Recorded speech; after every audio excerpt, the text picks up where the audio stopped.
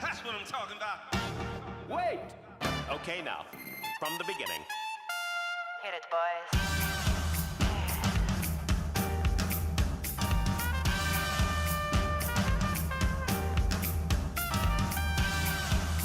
What are you talking about?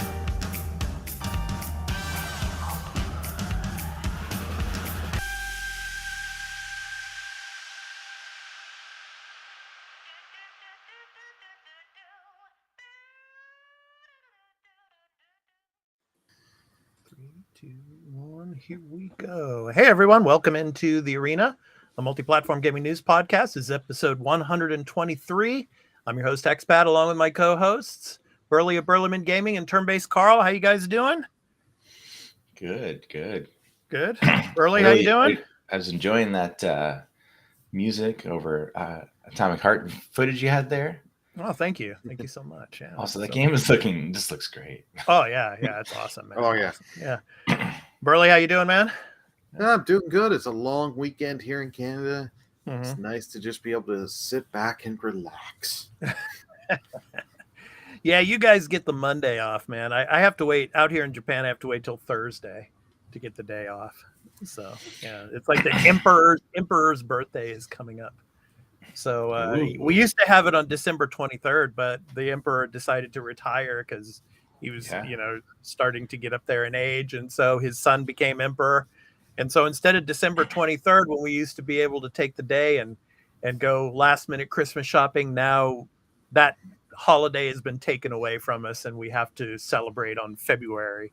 I think it's the 24th. So yeah, or the 23rd actually, Thursday next week. So yeah, oh well. Things happen. It is what it is. But yeah, and of course, gonna go see Ant-Man tomorrow. So Ant-Man and the Wasp: Quantumania. Looking forward to that. So Yeah.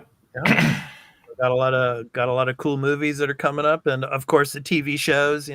Big stuff that we're doing here on the Arena Productions. But of course, the Arena Multiplatform Gaming News Podcast. We're talking about gaming news, and here on episode 123, we're going to be talking about, does Microsoft actually cannibalize games on Game Pass? We're going to talk about that.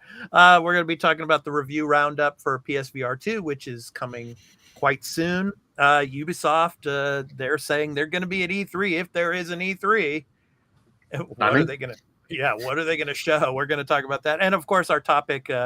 There's a big game from Japan. It's been out for a while, but it's been remade.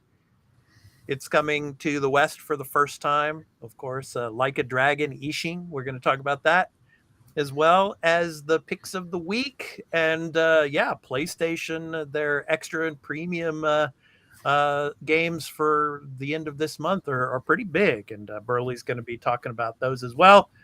So we're going to get to that. But before we get to the games that we've been playing, before we get to the news stories, here's a brief word about where you can find the podcast. crew discuss what they have been playing, this episode of The Arena, a multi-platform gaming news podcast's ad-free version in audio and video formats, will be going to Patreon after being recorded.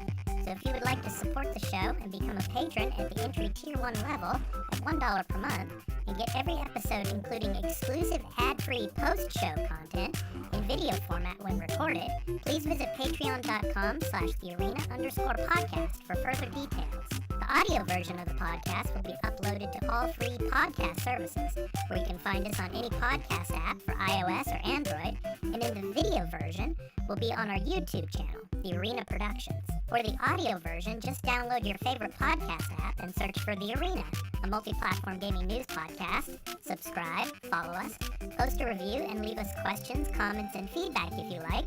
If that feature is available there, then spread the word about the podcast. We also have a Discord called The Arena Podcast, where you can join and chat with the Arena Podcast community, and the podcast audio website is at thearenapodcast.podbean.com, where you can follow us and leave questions and comments as well. For all information regarding the podcast and our entertainment and pop culture related content, along with our blog and forums, visit the official website of The Arena Productions at www.thearenaproductions.com. Finally, you can also follow us on Twitter at The Arena, AMPGNP, as well as on Instagram at The Arena_podcast.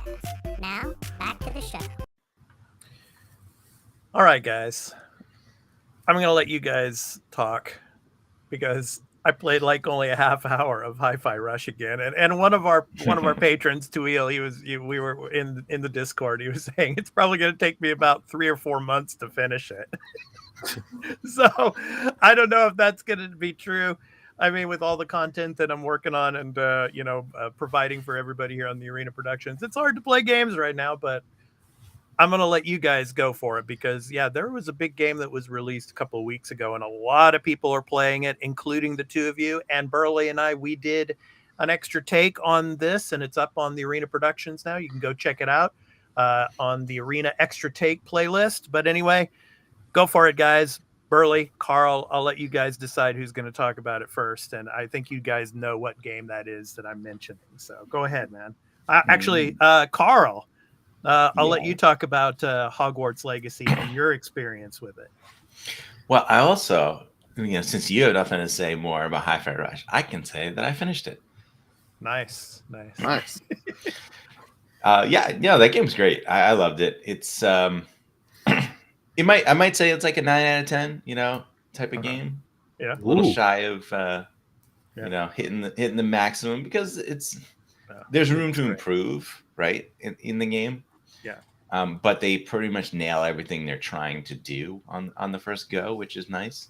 There could be a bit better, more interesting things to do during the platforming, but I appreciate and enjoy all of that stuff that's happening. So, the boss battles. There's some really great boss battles as you get towards the end. Mm-hmm. I like the one with Mimosa a lot. That was a cool one. Oh, okay. Mm-hmm. And the story is simple, but there's some good moments, touching stuff in it. It's like I said, simple but effective with good characters. Yeah, can't really ask for more. Yeah, it's good stuff. I highly recommend trying that out. Yeah. It's they don't make a lot of games like that today, and like it's not like it feels like an older style game, but it's also sort of like definitely learned from modern stuff. So it's not like an old feeling game, but it does have like some of the trappings of how games really used to be. Mm-hmm. Like it's a real game, Yeah. Okay. And then I also played quickly. I want to talk about the Octopath Traveler 2 demo, and then we'll talk about Hogwarts. Just real quick, Octopath Traveler 2 demo. Okay. I played on PS4. Yeah. It looks good. It looks like Octopath Traveler 1. With a few visual flares here and there, I think I noticed that are different. Some like sort of camera angle shifts and stuff that happen in and out of battle, depending on things you do. It's relatively the same game. Like I feel like there's very little different. Like there's a starting 8. They all have the same classes. They're new characters with the exact same classes as the previous thing. Combat is the same, which is expected. Additions to it so far really is just the latent power system, which is sort of like you take damage and you break armor on enemies, and it builds up this small little meter that lets you. For the character I chose, the Scholar lets him do the thing which was in the previous game where it was just a different way to do it, where you could a spell that hits all enemies can now hit one enemy and do massive damage to one enemy. And the way it's used seems more effective than it used to be, because I think before you had to like sort of like cube it up. You had to like cast it from someone onto that character, and then they would be able to do it the next turn. Whereas this guy can just do it when I have that latent power ready. Yeah. Okay, So instead of having to spend that time setting it up for 2 turns. Yeah. Just Which right seems away. good and bad, right? If you think about it, Burley, because like you can plan it, the other one, and this one is sort of like I have to wait till I have it built up. But I don't have to use it, so like I can wait to use it. So like you know, this strategy is sort of similar, it's slightly different. And then other than that, like I feel like there's not anything I've seen that's like okay, there's a day and night cycle that you can swap anytime you want, and you have different what do they call it? Like the abilities that you do out of combat, where you can like talk to an enemy person and like fight them or like steal from them or those type of things. Oh, observe and all that stuff. Yeah, all that now. Yeah, everyone has 2 depending on if it's day or night. Okay. So there's that little addition, and then you can go on water. Like I feel like it's gonna happen later, but in this guy's thing, he like makes a boat out of ice, and you can go on the ice water in this little boat, and you can get attacked by enemies and stuff. So like it seems like it's a mechanic they're gonna use like throughout the game, which you weren't able to go on water in any way in the first game. So that's pretty much it. And Hogwarts Legacy. I don't want to keep talking too much, so I'll just do my brief stuff, and then Burley can take it away. I love this game. I think it's fantastic. It's just so much fun, and it's so much. It's better than I expected. It is like the exact like, open world game that I just been wanting to play for a long time. There's there's lots of little stupid open world stuff to do in the game, and most of it doesn't give you anything amazing. But it all feels like kind of interesting to look at, right? Like there'll be little things to solve here and there as like side stuff, and like it's cool looking and it's fun, and sometimes it makes you think a little. And yeah, your rewards may not be that great, but like that's the nature of these type of games. I'm enjoying the experience of doing those. Besides the main story, I'm enjoying. I like the characters. I like the mystery setup so far. Do you think the story is the weakest part of the game? No, I wouldn't say so. Okay. I would agree with Carl on that. Yeah, because there's some people out there that are saying that the story is probably the weakest. If they had to pinpoint any particular thing about the game that wasn't so strong for them, it would have been the story. But I can easily tell you what my weakest part is after. Yeah. Well, if you want to talk about your weakest thing, then I'll tell you mine after that. My weakest Go ahead, thing, the map. The map is not the greatest on this, especially when you're going back to Hogwarts and you're trying to find the warp you want. The map is easily the worst thing in this game. Yeah, map's a little frustrating, especially because you can't really you can't spin it, which is weird. If you could spin it, would really, really help. I don't know why that's not a thing. I would say the worst thing in this game is sort of like the gear. Not that it's bad so much as like you keep getting gear and it's like a lot. It's like, oh, this one's a little better. This one's not better. And this one, I guess, might have a special thing attached to it, some special effect, and like maybe obviously later in the game that might matter a lot more if you're like sort of building for a certain thing effect. But early in the game, where it's just kind of like I keep getting the stuff, and it's like, yeah, most of it's crap. I got to throw it away. And then I'm like, oh, your gear is full, and I'm like, oh. Yeah. Now I gotta I'm starting to throw gear away. Now I gotta remember to travel to Hogsmeade or wherever, and any shop, and sell all my gear before I go on a quest. So I don't end up having too much equipment. It's a minor inconvenience, but it is a little annoying. But there is also the great aspect of that, the transmog effect, where I can make any of my gear look like any other gear I found. And just like the appearances are great, like the different items, the hats, the cloaks, the capes, the scarves, the regular, everything is.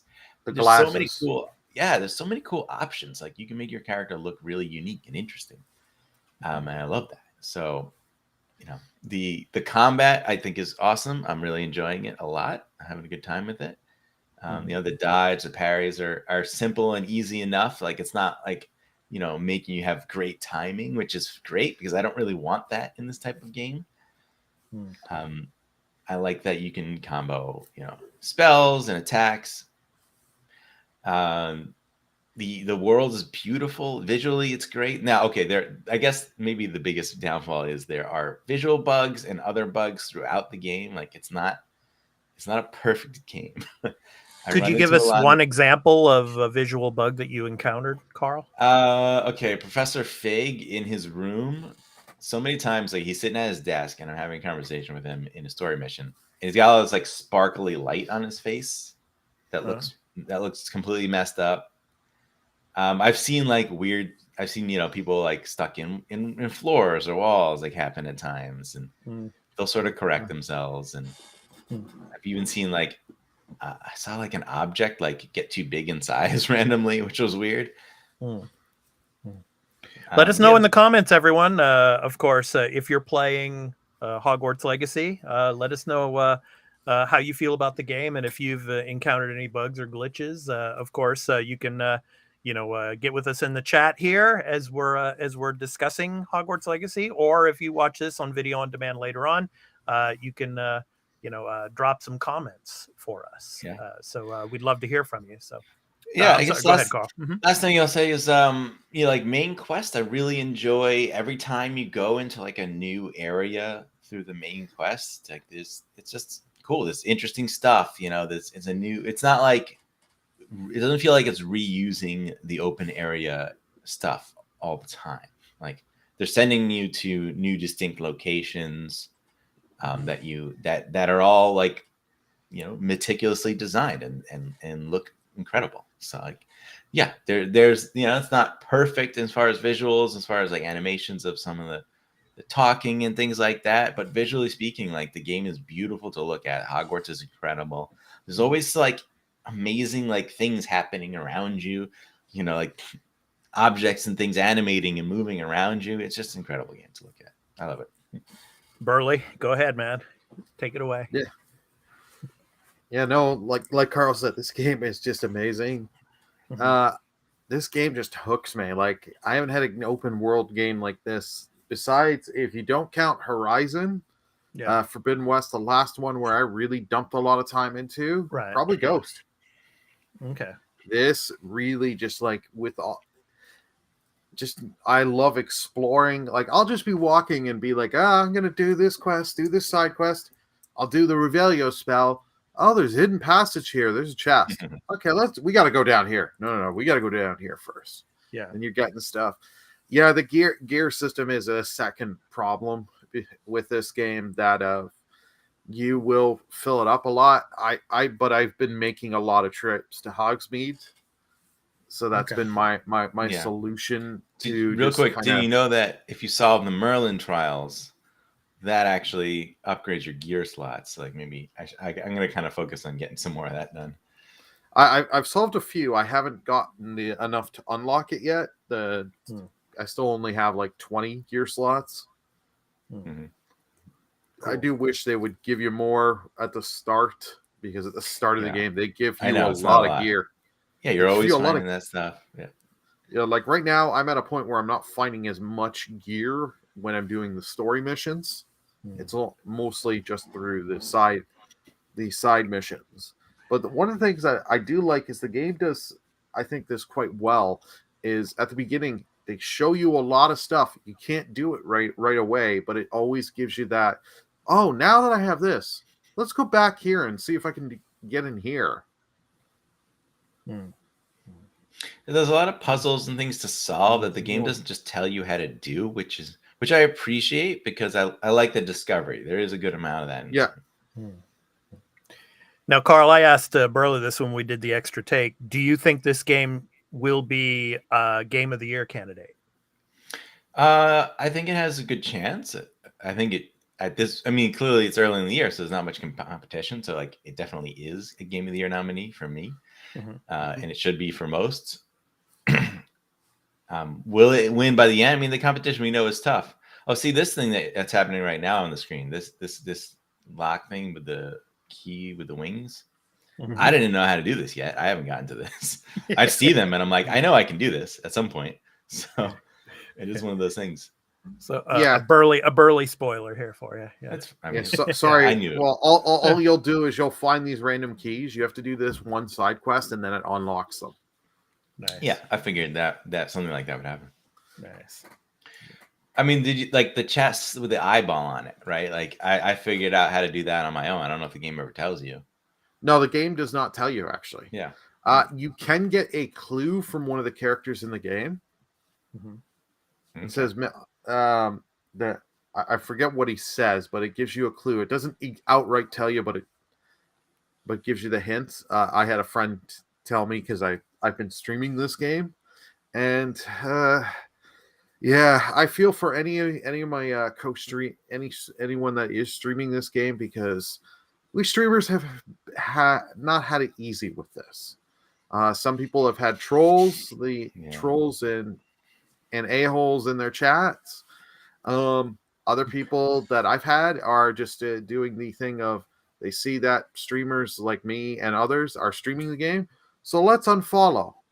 Every time you're streaming, unfollows. Wow. It's just a whole thing. Like, so childish. Yeah. Oh yeah. Well, to those people that if you're gonna play this game of if you don't like, I stream a variety of games, and I have viewers that will come for some, won't come for others.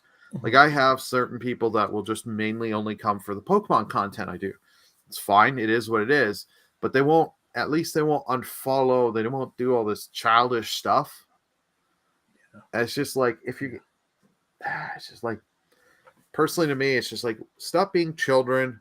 If you're going to act like that, move out of your parents' basement. Get a job. Here comes Carl. Here comes the basement talk again. Hey, I once lived in my parents' basement. Yeah. Basements are great places, man, when you want to get away. I lived in my parents' basement too, but at least I had, it was when I was going to college and all that. Yeah. Stuff like that.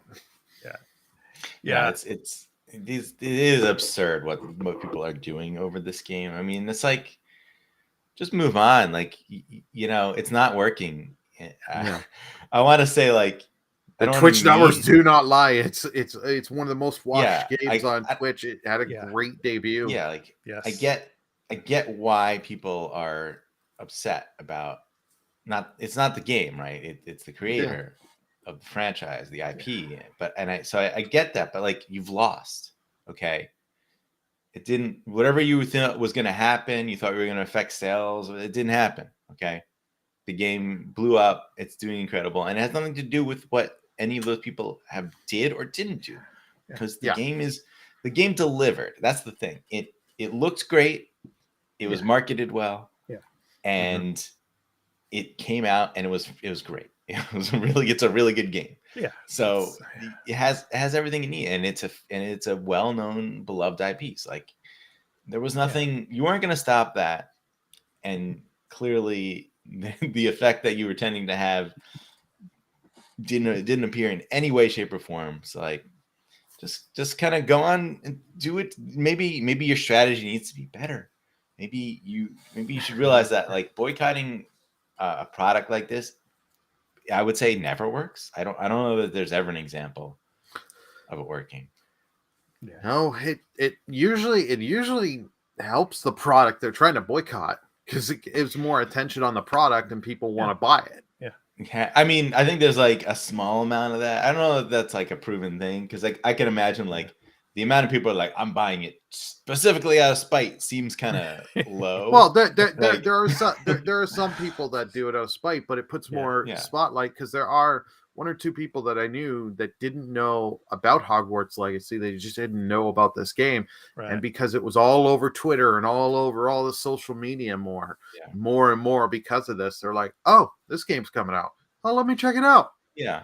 I could see it's on social media having a larger spread because of that. Although I would expect it would have anyway, because it's a popular game, right? Yeah. So who knows, really? Okay, time to move on, guys. Speaking of spite, do you think Microsoft is putting games on Game Pass out of spite, so that they'll be cannibalized and publishers and won't be able to make the money off of the game? I mean, it's kind of weird. It's kind of bad what's happened this week. I mean, obviously there's a story from gamesindustry.biz, and we're going to be talking about that next here. So the biz, yeah. So basically, Microsoft, in the, of course, the UK Competition and Markets Authority, so the CMA, they had their provisional report come out and all. And in the report, basically, it was talking about how Microsoft had mentioned that, Activision didn't really want to have, first party, like day one games put into something like Game Pass because it would cannibalize their sales.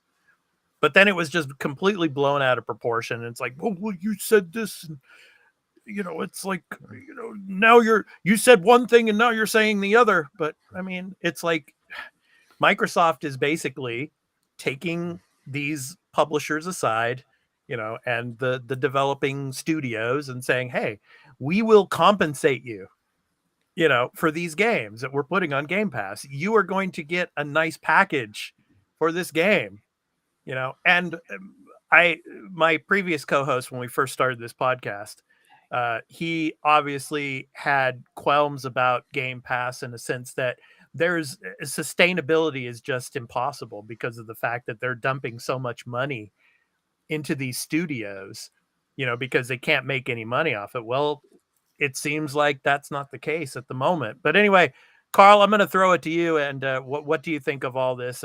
I just honestly, I don't think sales are being cannibalized. I think what Phil Spencer actually said when he was talking in 2018 about there's specific games that people actually find on Game Pass, and that actually, is a way for the game to actually do very well in sales.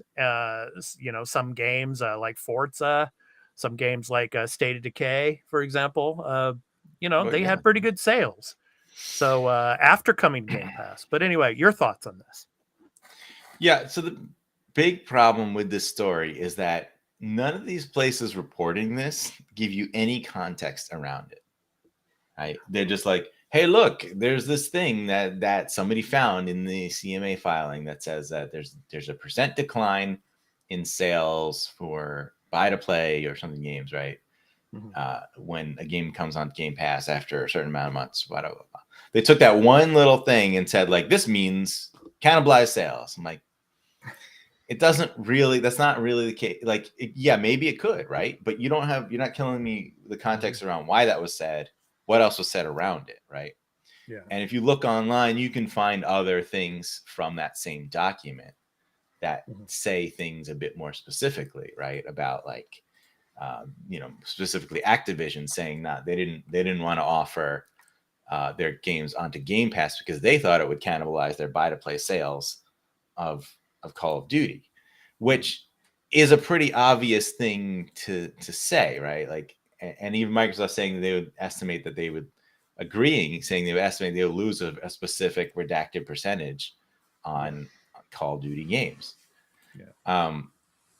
Yeah. I mean, that's obvious. Like, if you're going to put Call of Duty, like a major game onto Game Pass, a certain percentage, pretty much everyone who plays Call of Duty who has Game Pass is probably not going to buy it. Not going to buy it. No. Right. No. Because they're paying for Game Pass. Like, that's pretty clear. That would lower your sales, but Microsoft would have paid Activision to put the game on the service. Boatload of money to put it on the service. Exactly. So they would have made that money up on that side. So like, all you're saying is that like sales numbers of specific games, generally like third party and even first party AAA games, right, would be lower, but at the same time they're going to gain money on the Game Pass subscriptions, and the third parties are going to gain money on the upfront charge. So like it's not really saying anything of consequence, right? And we know from what Phil, because people are like, this contradicts what Phil Spencer said before. I'm like, no, it doesn't. Like he's talking about very specific types of games, right. And there are all these other smaller developers who back that up, who say like my game saw case by case. Yeah. They're like, my game saw increased sales because we put it on Game Pass, and that's because of exposure. Yeah. And it's not going to work for every game. Is this a specific type of game that, generally speaking, yes, like a smaller, this Aiden Chronicles 100 Heroes, right? That's a perfect example. Yeah. I think this game looks great, and it's a spiritual successor to Suikoden, right? Mm-hmm. But is that gonna equate to like big, draw? Is it gonna get a big buzz? Probably not. But the fact that they're putting it on Game Pass day one, there's a lot of people who are now looking at that on the Xbox side, saying like, "Hey, look at this cool game we're gonna get right away. We're excited to play it day one." Yeah. Who might not have. So. Yeah. Burley, your thoughts? Yeah, I agree with Carl and you so much on this. But one of the things they don't even realize is like with some of these games, I have friends that'll play these games on Game Pass, but when the game goes off the service, they're like, you know what? I really still want to have that game. They'll still buy it because they want it and be like, now it's cheaper. I know the game's good. I'll buy it and support. That you still have people like the huge draw for Game Pass, like for someone like me, is just, hey, I don't know if I want to drop $90 or $100 on this game. Oh, I got Game Pass. It's on Game Pass. I'll try it. Yeah. And it'll get me to try some of these games. And sometimes, like when you get in trying these games, you'll buy the DLC, you'll buy stuff, and the dev's getting the money there. Yeah. So it just seems like this is just really bad reporting and just taking a small thing that should just be a small little statement and running wild with it. Yeah. Yeah, I mean, look, Liza P. There's another one that we're showing right now. Yeah. I mean, look, I know like it got some buzz at one event. It was Gamescom, right? Yeah, but that was where everyone found out it was coming day one to Game Pass. That's a lot of that buzz is generated by the fact that it's associated with Game Pass, and a lot of people have it, and a lot of people are going to be able to play it without having to any sort of risk involved because they already have it. Yeah, this compilation that we're showing right now are games that are coming this year to Game Pass. So yeah. Like I saw a comment, someone on Twitter, like, Atomic Heart, like coming soon. Like, are you getting it? And like, I didn't comment, but in my head, my thought was like, I already got it because I already have Game Pass for this month. So yeah, I guess I am getting it. Yeah. It looks cool. Yeah. I want to try that one, Party Animals. It's been a while since they talked about this. Yeah, a lot of good stuff. That's a game I can't wait for. No, this is the one you're looking forward to the most, Burley, Pigeon Simulator. Looks fun too, to be honest. Looks so silly. Giant hulking pigeon. Yeah. Oh man, I wish I had the time to like play all of these games. There's so many games. Like if I was a kid living in my parents' basement, I gotta tell you, living in your parents' basement. There you go. I would have Game Pass, and I would never leave that basement. I would play all day, every day. Whenever we get really, really big here on this podcast, we're gonna make a studio in a basement. There you go. That's it. Yeah, man. I can't wait. I want to have a nice basement. This game has that awesome like style from that other game. The name of it. Redfall here. It says to be determined, but it's coming out in May. So yeah. But so good. Ravenlock. Yeah, and I think with the CMA, I think there's supposed to be some kind of, I think the legal end of it all. I think the Microsoft side is going to be coming up with their report or something like that soon. And it seems like Sony's starting to backtrack a little bit. So Yeah, there's a recent story about Sony, meeting with Microsoft and actually talking again about, whatever the deal it might be. It's like annoying, the whole thing with the Activision deal, because like the CMA thing came out, and like it's funny because everyone reads it, and everyone, well, a lot of people have different opinions, right? Some people are like, "Oh, the deal is doomed." Well, most in the gaming media basically said the CMA, they don't understand the gaming industry at all. They don't seem to. Yeah. And there are actual legit mistakes in some of the things that they have said. Like there was a thing that they said, like, about, in order to play cloud gaming, you have to buy expensive hardware. Like, no, that's the whole point, is that you don't. Yeah. So there's a lot. You just need a good internet connection. Right. So yeah, that whole thing, like the CMA right now, is everyone is talking about it, and everyone thinks, like, the CMA is the be all end all of it, and it's a big deal. But from what that filing suggested, it left the door open for behavioral remedies, which means, like, they didn't. People are looking at, they want them to divest Activision and stuff. That was a thing that they said, yes, but that wasn't the only thing that they said in there. Yeah. So leaving the door open for just behavioral remedies, which means, agreeing to things like Call of Duty on PlayStation for X amount of years, or whatever else they, of that line. Yeah. I think that's where we're going to end up. I think eventually the CMA is going to have to just fold and like make a deal, because like what is blocking it benefit them in the country? Like they just want to, they want to like make a statement, like, and like, look, like we kind of won, we got something, right? We got something big, maybe. Yeah, we did something. Yeah, right. Because ultimately, like, I think the UK in general will benefit from a better Microsoft and Activision in the UK. Yeah, because it's more sales of product in the country. Yeah. What was it? Bobby Kotick was actually saying that that they'd be going back to it wouldn't be like the the Silicon Valley of in Europe and stuff like that, especially in the UK. He said it'd be like the Death Valley. Exactly, the Death Valley. Yeah, which was an interesting quote, because I think he was asked something, and but he's right, because it would tell big tech, like, you can't do X, Y, and Z, and they're like, well, okay, we'll just do it elsewhere, or we won't do those things. And sorry, I guess, sorry, UK, you're out of luck. Yeah. Well, I still think obviously things are going to work out, and the deal's going to go through, and hopefully by May. That's what some people are saying, but we shall see. Yeah, there's all that stuff with the FTC happening now. It's like, just kind of disconnect from it and wait, Yeah. Well, speaking of disconnecting and connecting, you're going to have to do that still with PSVR 2. and PSVR 2 is coming out next week. And now we're going to talk about the review roundup, because the reviews are out.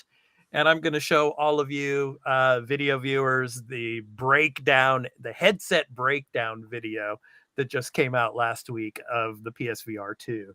So I'm going to go ahead and start playing that, and then we'll discuss these reviews. And so you can get the review roundup over at GameSpot.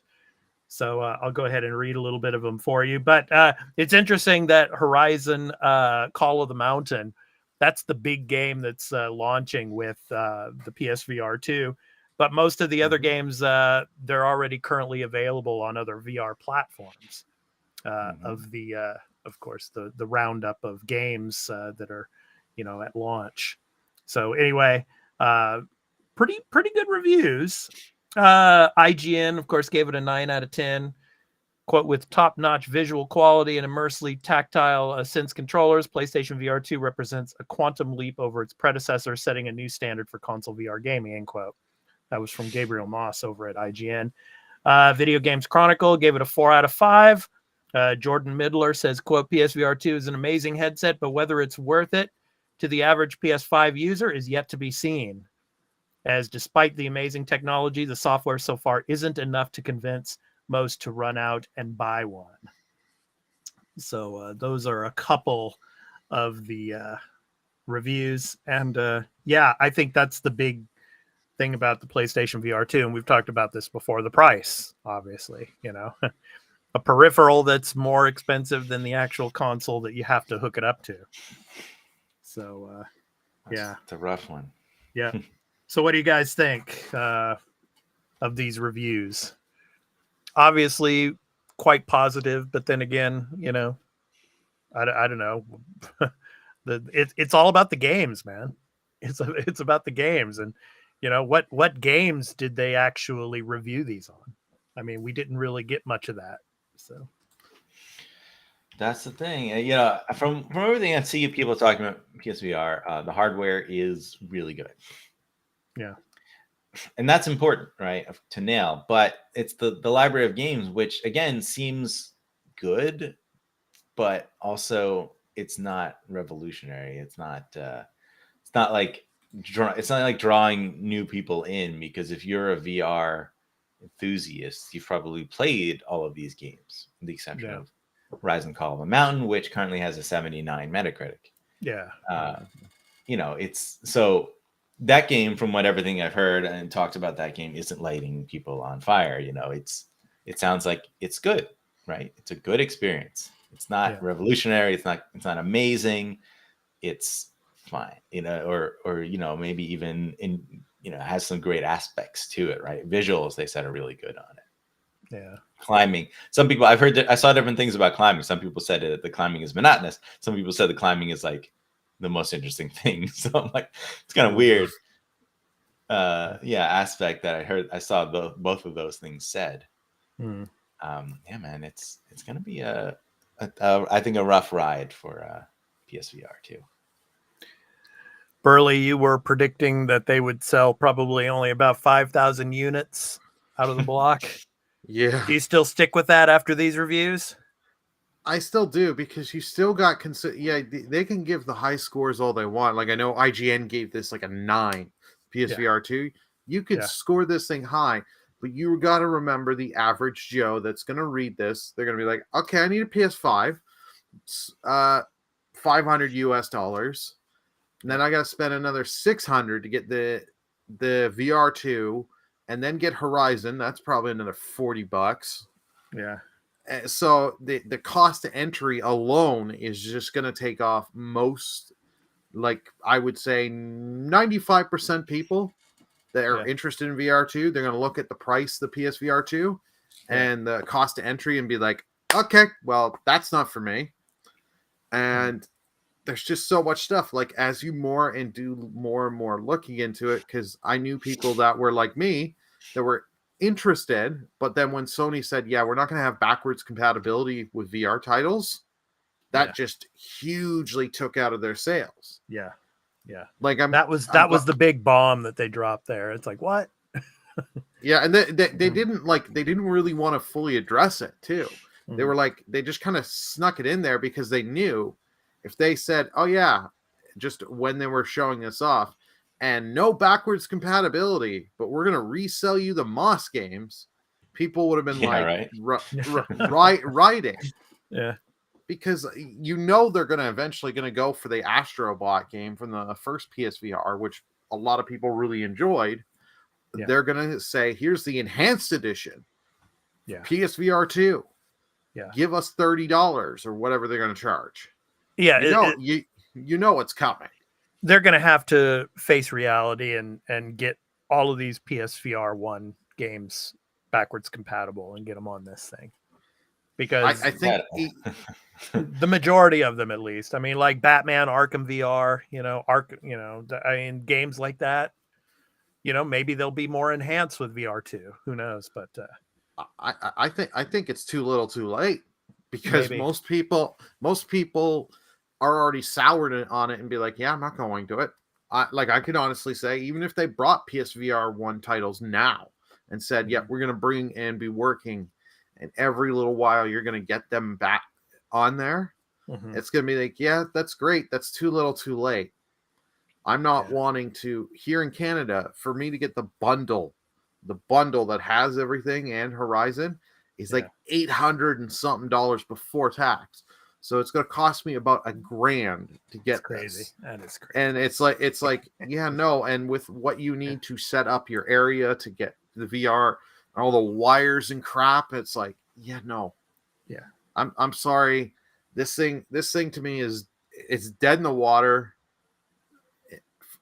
I can't see people really wanting to go get this because you have the pricing issue, you have to have the spacing issue, and how let's be honest. Sony has not shown, if it's not the main PlayStation console, they've shown they won't support products long if they're not doing well. Yeah. Well, that's the big question. I mean, how much money is Sony actually, putting into VR technology, and will there be a PSVR 3 in the future? I mean, I think this, with this, I mean, if this tanks, I don't think there will be. There won't be a third. I mean, so kind of like with the Vita. I mean, the Vita, as far as we know, they're not making another handheld. There's a lot of people that throw a bunch of, fake news out there on the internet saying that, there's another handheld coming, but I haven't seen anything. Vita means life. Okay. Yeah, it does. But not in the case of VR though. I mean, means death. Yeah. Yeah. The Vita, man. The Vita was a great handheld, man. It was a great handheld, but why didn't they call it PSP2? Man. Yeah. Idiots. Yeah, I mean, it just wasn't supported. That's the problem. If it would have been more supported more, the Vita would have been really, really successful. But see, I see the exact same thing happening here. Yeah, as the Vita, you're gonna have your first party support up front. Yeah, but after a while, that's gonna dwindle because you have to keep putting those resources into it, and you're not gonna get a return on it. You don't sell enough of these units. Why is Sony going to put, $100 million budget into a big AAA PSVR 2 game to only sell, 100,000 copies, even 500,000 copies? Right? 100,000 copies. Well, I'm really saying like the best case scenario, right? Let's say this thing sells 2 million units over 2 years, right? Mm-hmm. What percentage of those people are going to buy any one specific game, right? It's not going to be all of them. So like your pool of people buying this game is limited to, an amount of sales of a game that is not going to let you spend a huge budget. Yeah. I mean, I think they said Horizon Call of the Mountain is a 6-hour experience. 6 hours.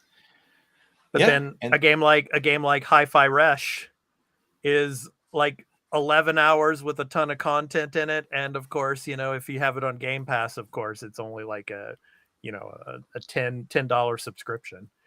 Hi-Fi Rush took me, I think 11 or so hours, maybe. Yeah. So 6 hour experience with Call of the Mountain, where you're paying more than $500 for it. And that's the thing. It's still Call of the Mountain. Still, to me, sounds like an experience game. Yeah.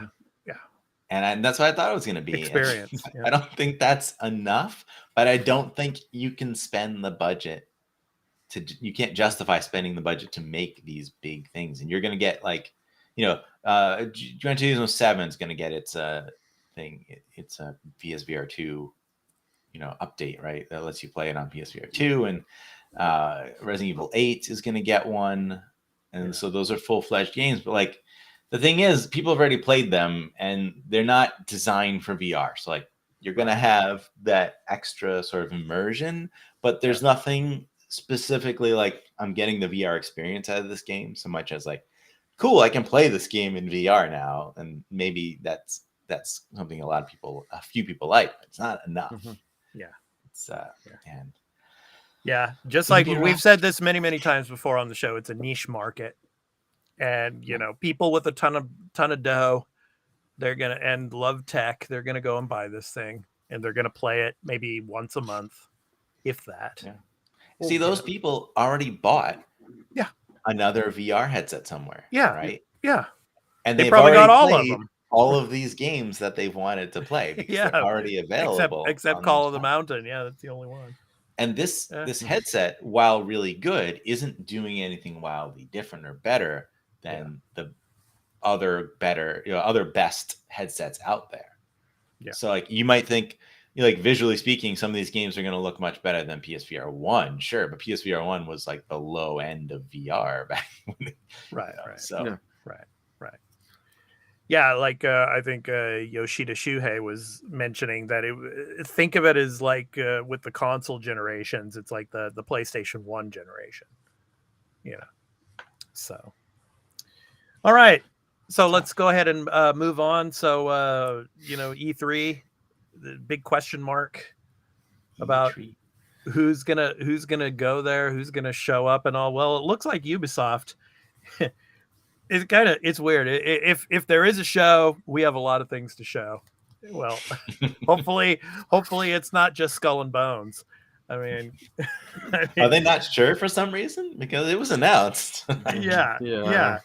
So anyway, I'll show you some of the games that are coming out for, of course, for Ubisoft this year. Of course, Assassin's Creed Mirage is one of them. But anyway, from GamingBolt.com. So anyway, Yves Guillemot, he's saying that, if it happens, we'll be there and there'll be a lot of things to show. So, of course, Ubisoft expects to release multiple games before April of next year, including the likes of this game here, Assassin's Creed Mirage, Frontiers of Pandora, Burley, the Crew Motorfest, and Skull and Bones. If We're that still ever doing happens. Crew games? Yeah, I guess. I guess. Anyway, your guys' thoughts. Obviously Microsoft is not going to be on the showroom floor. Sony's not going to be on the showroom floor. Nintendo's not going to be on the showroom floor, but they're probably going to have their own like little, presentations, that are, pre-recorded and stuff like that. Of course, Jeff Keighley is going to be doing his opening night live, but maybe Ubisoft will be on the showroom floor. What are your guys' thoughts? Burley, I'll start with you on this one. I think this is Ubisoft just trying to play into being like, well, they're gone. We can go in and we can get a bigger presence at E3. This can work out better for us. It's like, but as you said, they have nothing.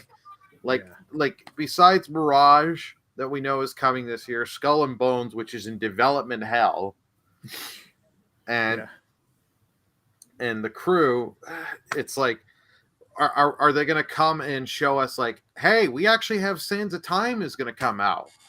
Because like they've announced so many remakes. This Splinter Cell, like so many of those stuff we're waiting to hear, but they have not they haven't talked about in a long time. So it's like, unless you've got these showing and they're ready to go, I think there's no point in them. They shouldn't be going. Personally, like I've said, when it was announced that all three companies have bailed out of E3, it's just, hey, you could do your own. I think their events are what, Ubisoft Forward. I think they call them. You could just do a Ubisoft Forward, announce it a day or two ahead. You'll get people that are interested, and all the major gaming news sites will cover it, and you'll get your coverage. Yeah. You don't need to spend all this money for E3. Yeah, which sort of makes me think that the way he's saying it is that they're just going to align their next Ubisoft Forward with E3. Yeah. And obviously Assassin's Creed Mirage, if you have Ubisoft Plus, you'll be able to play this game on it. Yeah, so Ubisoft Plus is a weird one though, because I think you have to like, there's probably a tiered thing, right? Like there's the lower tier, there's multiple tiers. That gives you the new games, and that's supposed to be coming to Xbox, but it was announced and it's supposedly coming soon. Because there's people saying that like there's it's not like data mining so much as like there's data that's listing Ubisoft Plus in information on games on Xbox Live. So they think that means that's coming soon. But that means like the service will be available to subscribe to, but who knows if it's going to be like EA Play, where you can't actually subscribe to the EA Play like higher tier on Xbox, I think, as far as I know, to get like the day one games. You can just get like the other library, and it's included with Game Pass now, of course. But Yeah. And Burley, you remember this one. Yeah. You remember the trailer for this one, man. Yeah. I mean, I can't believe this game hasn't come out yet, obviously, because of the movie. You would have thought that they would have brought it out to, to go, side by side, hand in hand with the film. Well, I think they knew it was probably their intention to get it out with the film, but I think Ubisoft has had a lot of trouble getting games out. And with ones they have gotten out, they have not had great reactions. They've underperformed, and a lot of their games have not come out in good states. They realized they screwed up with this Avatar game. Yeah. It's just another nail in that coffin, and I think they're scared. They're really scared to get that next nail in the coffin on them. Yeah. I mean, Skull and Bones is probably their next game, and no one really has a lot of hope for that game. Yeah. Assassin's Creed Mirage, I think, will do well, but we don't know very much about it. I think Avatar, is going to flop. I don't really think that there's a lot of overlap between the fans or the general public who is going to see the movie and this game. Like, it's just there isn't really. It's not like Harry Potter. Like Harry Potter, Hogwarts Legacy. Like, there's a nerddom to that, right? There's and that is often associated with gaming. Yeah. That is not the case for Avatar. So I don't know how they expect. And then the fact that it's a first-person shooter, like, that's obviously, maybe it's a bit of my bias, but I just don't see how, like, anyone who is gonna, like, I'm gonna look at this movie Avatar, this great, like, cinematic, sort of very story character-driven movie, and then I'm gonna go play a game that's just about shooting stuff. Yeah, like, it doesn't. Those things don't match up to me. So it's a weird one. I don't know what they were thinking, but yeah, Ubisoft, man. I just hope. I think that, it's a good shot to show a lot of good stuff at E3. Like, you brought up the remake of The Sands of Time, Burley, and like, I forget how much I love that franchise. Like, whenever someone talks about that trilogy, I know, like, there's ups and downs to that trilogy, but I gotta tell you, I loved all three of those games. They're just great games.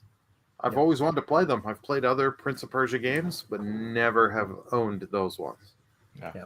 The second one is, like, the edgiest, and the third one is just like, man, he gets this, like, I forgot exactly what it was. Is it some sort of demon thing or some sort of power thing, like, attached to him, and he has this, like, arm that he can, like, lash out, and, like, this is wild. It just went, like, to this really interesting place. They just kept, like, adding interesting layers onto it, and it was a cool franchise. And then they rebooted it, and I was like, I don't care. And I didn't play that reboot. Oh, well, there was the reboot, and then they released, I think, a year after the reboot, there was, like, the Forgotten Sands, which was, like, it was supposed to take place, like, in an alternate timeline before Sands of Time or something like that. And that one, because they gave it away free on PS3, that one was fun. It was a good game. Mm-hmm. It's weird that Prince of Persia is sort of where it is now, because that's a franchise that, like, I played the original, like, old game, that side scroller one.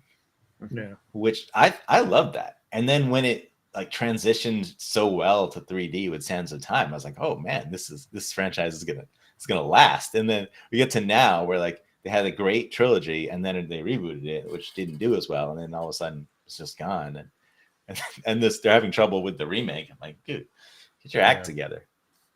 Yeah, it still boggles the mind that they announced that Sands of Time, which should have just been an easy get this thing out and easy money, they still can't get it out. It's still not out. They for the longest time they kept the pre-orders live on all the storefronts, and then it quietly just went. It's off all storefronts. It's like, well, I'll tell you this much: the Assassin's Creed brand is the biggest cash cow for Ubisoft, I think. And that game Mirage will come out on time. When it comes to the other games, I don't know. And we haven't even heard about the Division 3. I mean, that would be a big game for them as well. Just no word on whether or not they're actually working on the Division 3 or not. So, because it's been a long time since Division 2 came out. So we shall see. But Yeah, I mean, Prince of Persia used to be a big thing for them because they even made a huge blockbuster film with Jake Gyllenhaal in it. I mean, yeah. it was a big thing. It's just they kind of like let it go, and I didn't like the reboot.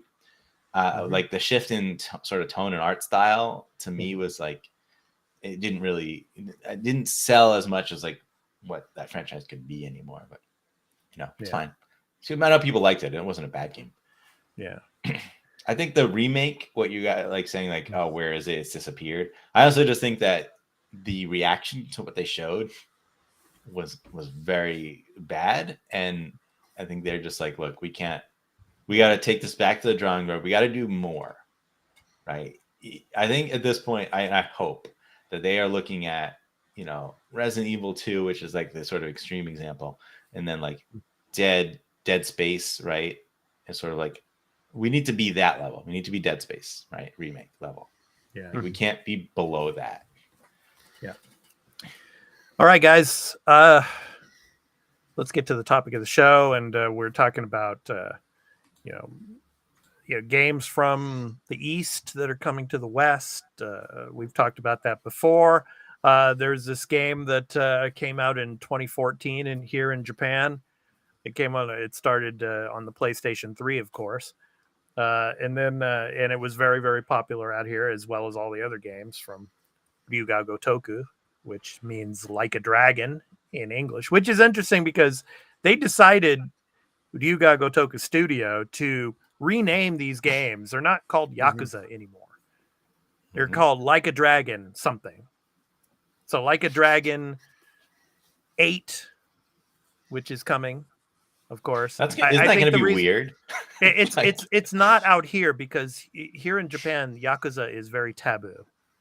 Right. So I think that's probably one of the reasons they wanted to be more politically correct. And so Ryuga Gotoku means like a dragon. So, that's a catchy name. So Like a Dragon something. So is that the title in Japan already? Yes. Okay. So it's just in America. Yes. It's going to be weird because you just played it's going to be in America Like a Dragon Ishin. That's the game we're going to be talking about now, but it'll also be called Like a Dragon in America as well. It's like you played Yakuza 6 and then you played Yakuza Like a Dragon. Here's Yakuza 8. I mean, sorry, not Yakuza 8. Here's Like a Dragon 8. Like a Dragon 8. Like, from now on, it will say Like a Dragon. And you're like, there weren't 8 of these. Yeah. What are you talking about? But anyway, so let's talk about Like a Dragon Ishin. Of course, it's set in, of course, late Edo period Japan. Of course, and the main character, everybody knows him, of course, as Kiryu in the Yakuza games or Like a Dragon games. Okay, so, but he's playing Sakamoto Ryoma, who was a historical figure in late Edo period Japan. So the question is for this game. This game obviously takes place in late Edo period. It's not a modern day game in a sense when it comes to the historical aspects of it and all. But do you guys think this game will penetrate the West and do very well sales wise?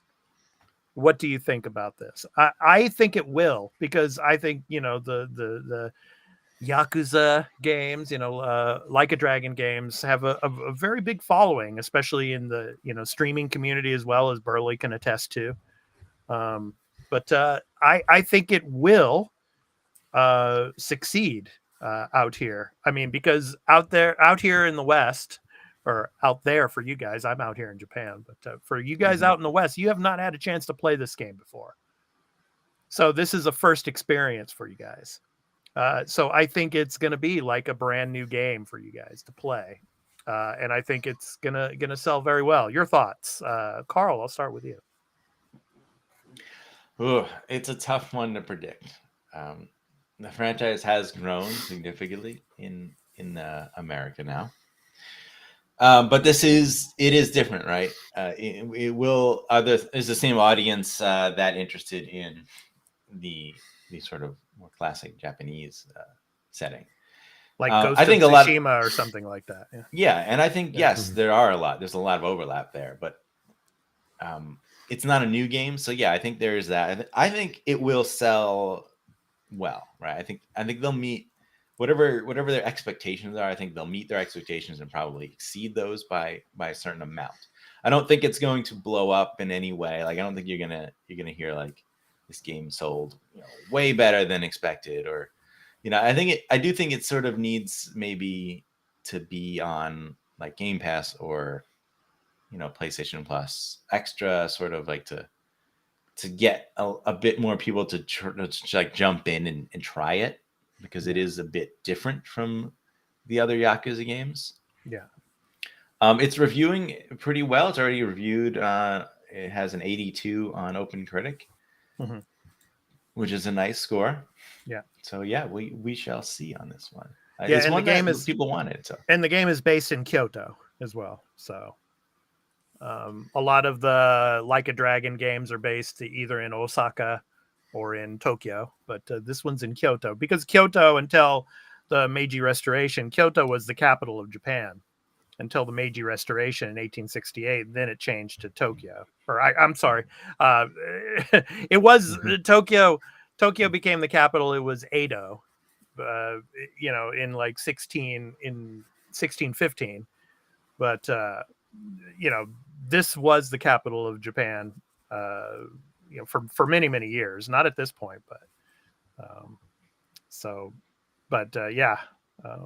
Burley, your thoughts? Yeah. As Carl said, Carl did bring up a really good point of like the whole Game Pass, because that really helped with Yakuza 7. It really helped, or Like a Dragon. It really helped the sales on there. Yeah. This, like, I actually played because there is a demo for this. I did download the demo, and the demo, I must say, is pretty crap. The demo does not teach you the controls at all. It's like, so it was like, I think this game will do well, but it's mostly just because of what Like a Dragon accomplished, because it really did well over here. So I think people, because it's smartly using the Like a Dragon name, like I know you said that's because they're changing the franchise name to that, to be more politically correct. I think that's just going to get people in. Because they'll be like, oh, it's part of this series, Like a Dragon. I loved Like a Dragon. I should just check this one out. It's an action-y Like a Dragon game. Right. So I think it'll do well. And as Carl said, on OpenCritic, it's got an 82. So it's reviewing well. I think it'll be a hit, but I don't think it's going to be as big of a hit over here compared to Like a Dragon. Interesting. Yeah, I mean, the modern day aspects compared to the historical aspects of it all. But I mean, you have the same characters though. I mean, that's the thing. I mean, Kiryu is, Sakamoto Ryoma. So people know these characters already. So, that might get them hooked in, I think. But anyway. Yeah, I feel like that's a thing that's only going to matter for like real fans of the franchise, because I think a lot of people are going to look at it and be like, they're not going to realize right away. They're like, oh, that's the same guy. Like, unless you're like really into the franchise. Yeah. And it's a weird thing to do that, like, it's like we took the character from our franchise, our original character, and like, he's sort of playing a character from history, but he is that character. It's a weird thing that they did. It's sort of neat. It's almost like a neat little, I don't know, not an Easter egg, but like it's a fun thing, but I don't think it really matters so much. Yeah. So the Shinsengumi are depicted in this game. The Shinsengumi were kind of like this organization. They're anti-foreigner, in a sense, just before the Meiji Restoration, which of course the Meiji Restoration brought in a lot of Western industrial, things to the country at that time, because of course Japan wanted to catch up with the West. So it's kind of ironic that this game is coming out west now because they want to they want these games to be out in the west so they can catch up. Yeah. I guess. I mean, I think there was definitely a hesitancy to put this on them because obviously it took them so damn long to do, and they did the other games. You would have thought they would have tried this a while ago, but they definitely didn't think that this game would sell all that well here in the West or in anywhere in the West. So I certainly hope it succeeds because it looks like actually a really good game. Like it looks like, well, if I wanted to play the standard action Yakuza, I kind of want to play this one. Yeah, well, this is a remake. It's been remade basically. So right. Yeah. So yeah. Well, I think it took them so long because it's like you're slowly penetrating with the mainline games, and I know they did well, but I know it wasn't until Like a Dragon where they really took off, and it's like this was some spin-off game that we had. It's different. Do we want to try and test the market with this, or do we go with the next mainline, which we know should do at least decent numbers? So I think it helps that they just spent the time focusing on the mainline games that they know that would do well. And as more and more popularity that the series grows, you're having people looking at the games that Japan got that we never got here in North America and being like, hey, we want this game. We want this game. Yeah. And then Sega saw the numbers and were like, okay, we got to get this over there. So what's another game that the two of you would like to see from Japan that has not come out west yet come? Oh, man. That's like a question that is very difficult now because a lot of the games come. Yeah, it's even things that missed, like Live Alive, right, is one that never came, that finally came to the West. What is that Bahamut Lagoon game from back in the day? Okay. I don't think that ever came. That was Super Nintendo. FIDA. Yeah. I don't think ever came. That's one I would love to see because that's like your turn-based strategy. Yeah. How about some of the older Final Fantasies, the international versions that we never got with the extra content? Yeah. I'm trying to think if there's anything more recent, but generally, like most stuff just comes, to America at this point. Yeah. Or not, the West, right? There'll be a translation of some sort. Yeah. I think that's one of the main things too. The translations, the Japanese to English. It was probably one of the reasons why Yuga Gotoku might have decided not to send it out west in the beginning. I don't know. Who knows? just a hunch there, but because the language rendering can be pretty difficult because there's a lot of expressions in Japanese language that are very hard to translate into English. So there's some pretty poor translations back in the day for a lot of games. So Ted Boozley, anyone? Well, there's a lot of out here in Japan. There's a lot of poor English translations pretty much everywhere. I mean, there are actual businesses that actually they work for clients to make sure that their English that's written on like T-shirts and on company walls and everything are actually accurate. Right. Yeah, because I mean, I see some people wearing shirts with like English, written on it, and it's just a lot of incoherent babble, or it's something that they should not be wearing. I'll just say that. Yeah. Oh, okay. I'm an American gangster, it says. Yeah. No. It's worse than that, Burley. It's actually X-rated stuff that they don't even know that it's X-rated. Oh, wow. No, I'm serious. I believe you, man. I believe kids are wearing these shirts, and I'm just like, holy beep. It's like, oh my God, and it's like, kid, come here. You know what that says? Tell your parents. You don't know what you're talking about. Man. Tell your parents. Yeah, your The parents kid's like, need yeah, to that's know why now. I bought it. No, it's like they're like I'm a 12-year-old rebel, kids. man. They're I'm a 12-year-old rebel at kids, 8. man, you know, or I'm something. No, a they rebel don't at know. 12. It's like, no way. But anyway. But a Sega, Yeah. since we're talking about Sega game here, Yeah. please Sega, can you please bring Shining Force 3, Okay. Scenario 2 and 3 to the West, please? Okay, Nice. translate those games, put them all together in a nice package, all 3 of them. Expat will Do- translate them. So Do a little. All right, there you go. You got your free and play. No, you should probably pay him.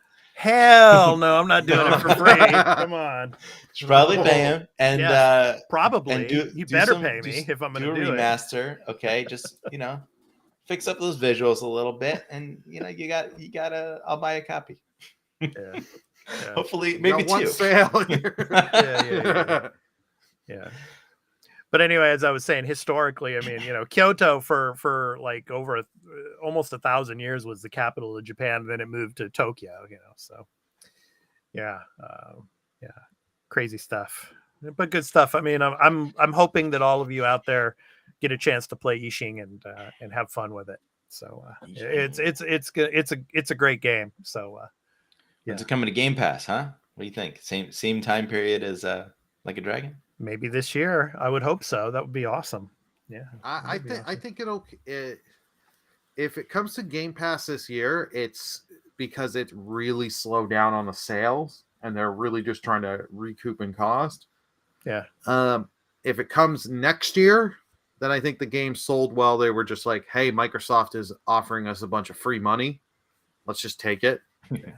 Well, it could, maybe, but the Like a Dragon came within what? I think, was it 6 months?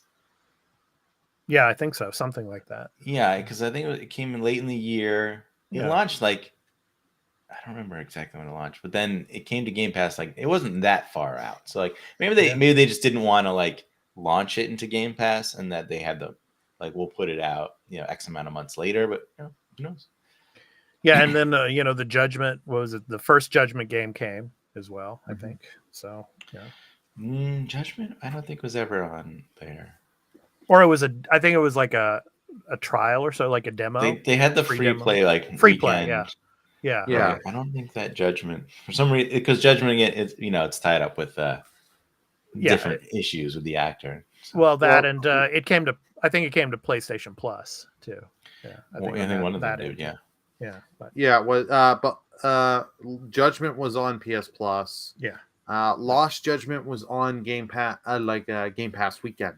The weekend, yeah, so, yeah, like one of those. Yeah, so yeah, hopefully we'll get them full brunt on Game Pass at some point.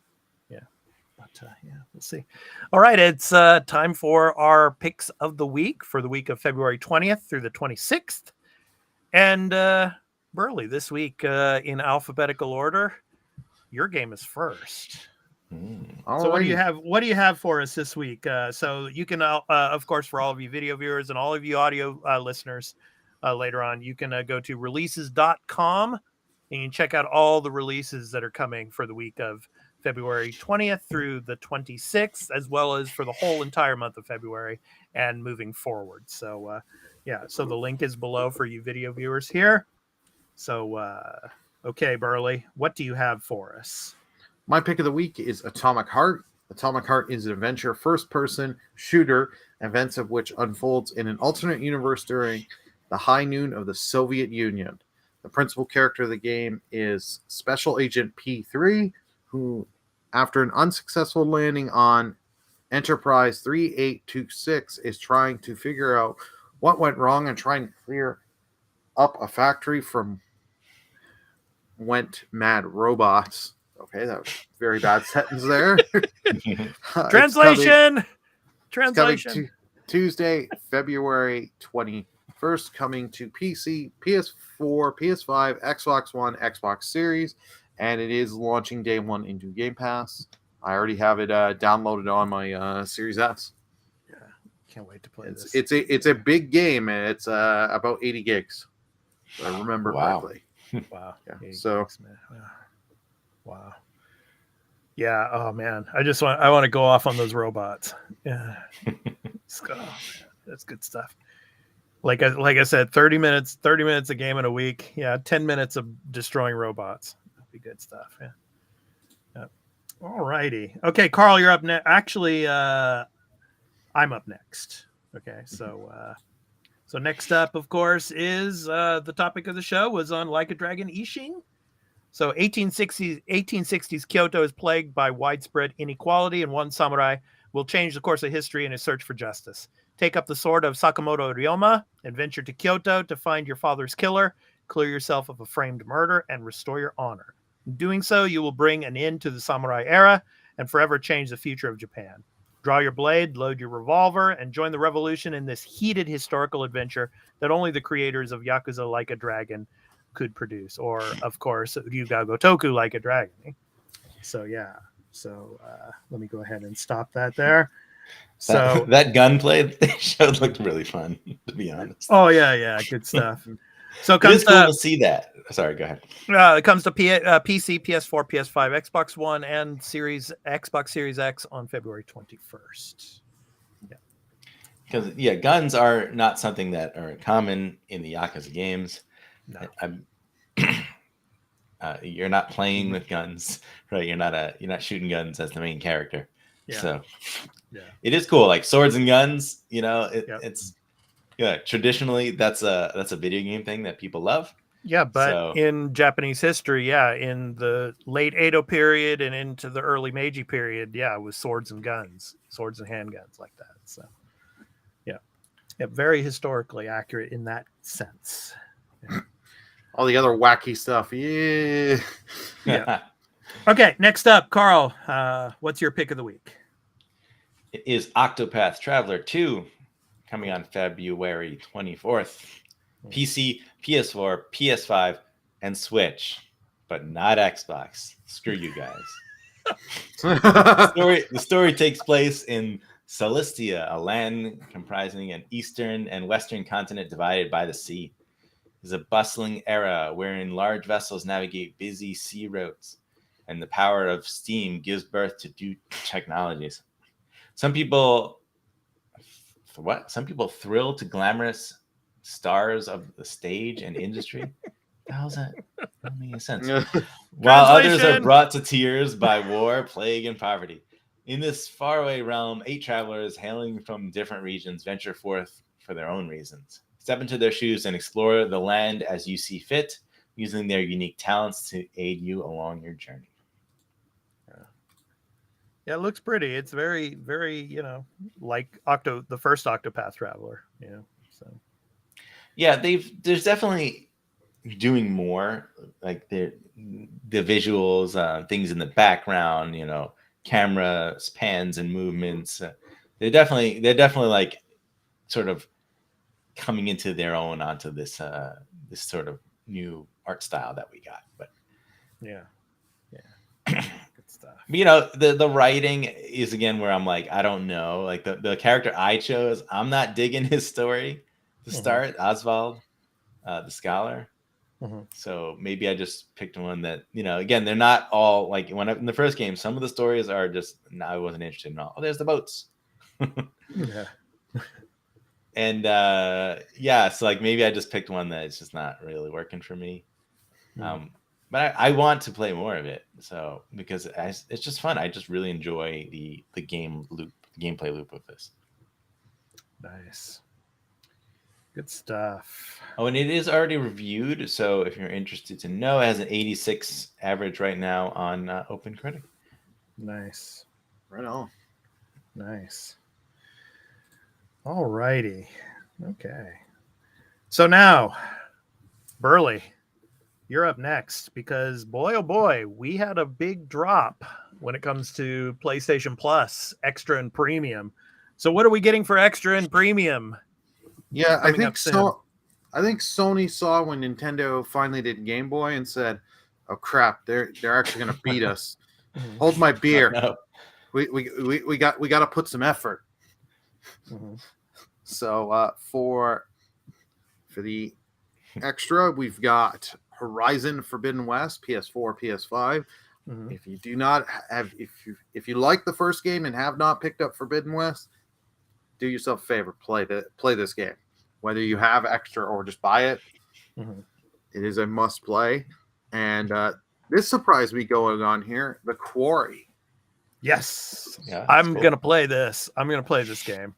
Oh. I don't care. I'll dump all the other stuff that we're doing here on the Arena Productions to play this game. No, I'm just kidding. But I do want to play it for sure. Yes. I streamed this game. I had so much fun because how I did it is like when you got those choices, I would pause, be like, okay, chat, let's pick this, and we'd have votes in the chat. Yeah. No, you gotta pick this, you gotta pick that. It was From the creators of Until Dawn, right? Yes. Yes. That's what I thought, yeah. It's a lot of fun. You can do the whole game of like everyone dies, everyone lives, Yeah. and stuff like that. There's so many different endings, a lot of cool stuff. Yeah. And we've got Resident Evil 7 Biohazard for PS4. Mhm. Actually, I really did like Resident Evil 7. So Mhm. if you haven't tried it, get a chance to try it out now. Mhm. Outriders for PS4, PS5. I remember this game just kind of came out and died. Well, it was on Game Pass too, so a lot of people Yeah, played it yeah. there. I think. Yeah, so. Game Pass. I remember playing the demo and deleting it after an hour. Okay, Scarlet Nexus for Nice. PS4, PS5. that's a This great was game. such a fun game. Yeah. Highly recommend it. Yep. Borderlands PS4, PS5 for Borderlands 3. That's nice. Yeah. I'm I've a heard big good Borderlands fan, so yeah. Mhm. I Nice. forget. Did Borderlands 3 get crossplay? Yeah, I think so. Eventually, it did. I think. Yeah, if I remember correctly, but yeah, let us know. Let us know in the comments. Did Borderlands 3 get crossplay? I Yeah. can't remember if it did or not. I remember there's Yeah. controversy behind it. Tekken 7 for PS4. Nice. So which I believe is the latest of the Tekken games. So Yeah. Good and stuff. then Ace Combat 7, Skies Unknown, PS4, Mhm. and Earth Defense Force 5 for PS4. So you want Nice. to kill giant bugs and have fun with your friends, Yeah, go for it. that's made out here in Japan. Yeah, those Yeah. games. Yeah. I'm going to butcher this name. Oniki. Oniki. All right, for PS4. Yeah. That an RPG from Square. Yeah. And then we also got Lost Sphere. Mhm. It's a fresh take on classic RPG. It's saying this is a game I've heard of, never played. So Okay. yeah. And I Am Setsuna I am for PS4. Mm. Another RPG. I Yeah. know this is making Carl really, really happy. He's hearing RPG. It would, but I'm looking Yeah. at like this Oni Naki game. I looked at that. It doesn't look good at all to me. Lost Sphere. I looked at it. I'm like, I know that game, and it's visually not for me. Okay. I'm Setsuna. I don't even know. I don't got like that. I've heard of it. Yeah. The Forgotten City, PS4, PS5. Mhm. An open That was world great. game. Play that game. I have no. Okay, I will check it out. And here comes the premium lineup. Now this really shocked me. Sony did good moves here. Legend of Dragoon for PS1. Mm. This is a game I've always. I now own a physical copy. I've wanted to sit and play it, and having the rewind and just save anywhere functionality. Just so while I'm playing this, I can stop, just save quickly with the thing and load back in instantly. Mhm. Is great. Wild Arms 2. I've actually never played any of the Wild Arms games. I've heard good things. So it's nice I can jump in on the series. Harvest Moon, Back to Nature, PS1. Yeah. Harvest Moon, maybe I'll try this out. Yeah. And Destroy All Humans, the remake. Yay. Which Yeah, I do want to try out. I'm really surprised in this list though. Horizon Forbidden West is in there. That they threw it in there. It's awesome. mean, it's only been a year since it's come out, really. I mean, and and they're just throwing it in there now. So what is this? Is this like a precedence that's being made now by Sony? You guys, do you think that now each once a big first party game reaches its 1 year mark, they're going to throw it on extra and premium now? What do you think? I certainly hope so. But I think this is the test bed. Yeah. They're gonna see what this does for the service. And to be honest, it makes me want to get the service. So yeah. If I'm gonna, the thing is, like, if I want to buy a PS5 now, I'll just get PS Plus and I'll get Horizon Forbidden West and I'll play it. That's how I want to play it now. Yeah. And maybe I will check out some of these other games on here. I Am Setsuna maybe looks decent. These older JRPGs. For me, definitely the Quarry. I mean, because I held off on buying it at full price, because I was thinking of like either playing or streaming it, during the Halloween season. But now that it's on PS Plus, boom, just download it. I would try that because I've always wanted to try like Until Dawn. The other one's not so much, but the Quarry is more like Until Dawn, and I'm curious to see how that is. Yep. Legend of Dragoon is funny that like the Legend of Dragoon is finally there for everyone who wants to experience that game that's really not as good as you might think it is. Ooh, I know one of our patrons will have to disagree on you on that. Yeah. I won't say which one, but and look, I haven't played it all. Like I played a little bit of it, so I'm not gonna. I'm exaggerating here. I don't know if it's really, from what I've looked into the game after I've played a little bit of it, and I've recently watched some like stuff on the dialogue is pretty bad. I don't think I'm wrong to say that from what I've seen recently, looking at it now. As far as like gameplay and stuff goes, I mean, I never really liked the sort of combo thing that you had to do. That wasn't really for me. Yeah, I didn't really love that. So like, I'm not saying it's a bad game at all. I'm sure it's pretty good as far as these RPGs go. But I think it's in that class of like, here's your like class of like, these are pretty good, turn-based JRPGs, and then you have like the ones no one cares about, and then you have like the upper echelon, and I don't think it's in there. Now, if they did a remake, I think there's a lot to be done to make this like excellent, but I don't think you can just be like put a new fresh coat of paint on it and it's going to be a big hit. All right.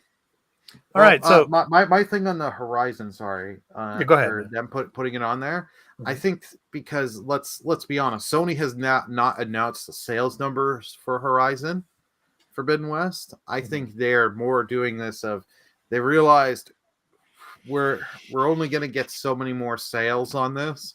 Might as well put it in the service here. Try and boost up the service because they did lose some PS Plus subscribers. Yeah. So try and boost up the subscription rate on everyone. Get people in the door with Horizon. Yeah. And give the because they're not going to put God of War within a year. God of War Ragnarok. I don't see it. We still don't even have like Ratchet and Clank Rift Apart's not on the service, and that's been out for a while. Yeah, that's been longer. That was what I was thinking. Like, why isn't that there? Yeah, because I can be pretty safe in saying that Horizon Forbidden West sold better than Ratchet and Clank Rift Apart. I don't know. I think Rift Apart might have sold better, but without the numbers, we can't say. Right? But I would say, if anything, they're very close, and I would lean towards Horizon because it's just at this point, like the more popular franchise, I'd say. I know Elden Ring kind of like crapped on it, but like still, I have to agree with Carl. I think this is a test bed to see how well subscription rates increase on the service, throwing Horizon Forbidden West on there, and like a game like the Quarry and stuff like that. So the next couple of months are going to be interesting to see if it goes back to the way it was, or if they're going to start throwing these big titles on there. We shall see. They got to weigh what happens, because how does it affect sales, right? And if they look at it and they say, well, sales didn't really change, sales stayed sort of the same, but we got a lot more subscribers, then win-win, right? Right. You know, Right. but at this point, you're selling Horizon at a discount, right? I don't think Horizon is full price. No, Right. they're doing dropped sales right. Yeah. They're Alright, doing let's look sales it up. right now. Yeah. A lot of the PS5 games are actually on sale right now. They're doing a little sale. It is $47.56 on Amazon 56. for some reason. No, But it's on sale. Yes. All right. So now it's time to talk about the games that we'll be playing this upcoming week. So Burley, Carl, I'm sure you guys are going to continue with Hogwarts, right? Hogwarts Legacy. Continue with Yep. that game. And I will try to to get farther into Hi-Fi Rush. But yeah, Atomic Heart. Yeah, I mean, I'll probably try to download that too. I got to try to play that game. Looks great. So My wife is actually watching me play Hogwarts Legacy. It's the only video game she's watched me play, and okay, I can't even remember the last time something like that happened. And nice. which is nice. Like at night, every night, like she's like, "Oh, let's play more of the game." Like, and she's just just watching along, making comments, telling me, "Oh, do that quest." I'm like, "Okay, that sounds fine. Let's do that." You should be going brewing potions right now. Why are you doing this? Yeah. I did make Every a cat second you see- character just in case I want to sort of run on my own. So like I have a male character I made for myself, and there's a female character we made together. Oh, nice. Yeah. All right. So of course, all of you viewers, we want to thank you all for coming in and watching episode 123. So we appreciate all of your support. And now it's time for the indie recording artist spotlight to end the show. So this week's spotlight is on Kissing Candace. Kissing Candace is a brutal yet melodic masked metal band based out of New York. Combining the grooves of early new metal and the pulsing electronics of industrial with modern aggression and edge, Kissing Candace is a horrific force to be reckoned with. So it goes on. The band has released material with both Victory Records and Stay Sick Recordings, relentlessly touring nationwide as part of the Rockstar Energy Mayhem Festival back in 2015, from the title song of their album called Crash and Burn. So this has been the Arena Multiplatform Gaming News Podcast, episode 123. So we hope to catch you in the next episode, so next week. So take care, everyone, and enjoy the compilation for all of you video viewers that's coming next. Take care. Peace out.